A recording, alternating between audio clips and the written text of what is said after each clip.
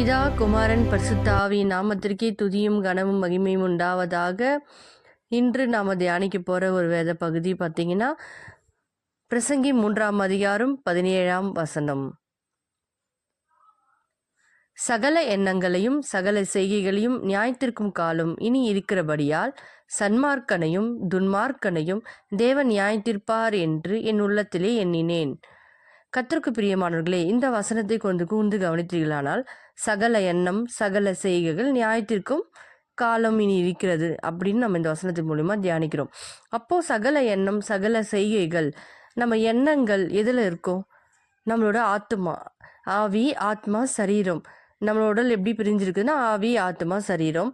அப்போ அந்த ஆத்மாக்களோட என்ன இருக்குன்னு பார்த்தீங்கன்னா நம்மளோட எண்ணங்கள், சகல துர்க்குணங்கள், பொறாமை, எரிச்சல், கெட்ட சிந்தனைகள், இந்த மாதிரி நம்ம மற்றவங்களை குறித்து எண்ணுகின்ற முன்னொன்று வைத்து பின்னொன்று பேசுவது, தவறான எண்ணம் ஒருத்தர் மேலே கொள்ளுவது, இது எல்லாமே பார்த்தீங்கன்னா சகல எண்ணங்களையும் ஒருத்தர் நம்ம சந்தோஷமாக பேசுறது கூட, ஒருத்தர் குறித்து நம்ம பெருமையாக நினைக்கிறதோ, ஒருத்தர் குறித்து நம்ம ஓகே இவங்க நல்லவங்க அப்படின்னு நம்ம ஒரு சில விஷயங்கள் நம்ம தியானிக்கிறது கூட, நினைக்கிறது கூட, எல்லாவற்றையும் ஆண்டவர் நியாயத்திற்கும் காலம் இனி இருக்கிறது.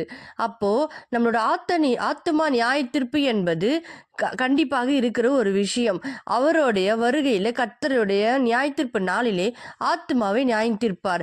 அப்போ நம்மளோட எண்ணங்கள் எப்படி இருக்க வேண்டும்? தூய்மையாக இருக்க வேண்டும். எல்லா எண்ணங்களுக்கும் நம்ம கணக்கு ஒப்புவிக்க வேண்டிய காலம் வந்தது.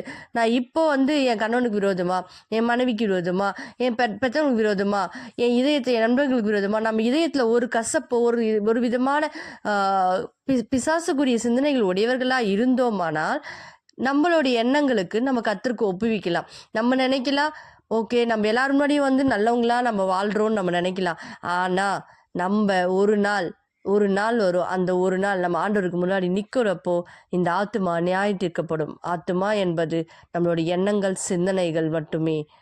அப்போ மனம் திரும்பி நம்ம பரிசுத்தமாய் வாழ நம்ம வசனத்துக்கு நேராக நம்ம இருதயங்களை திருப்ப கடவோம். ஆமேன்.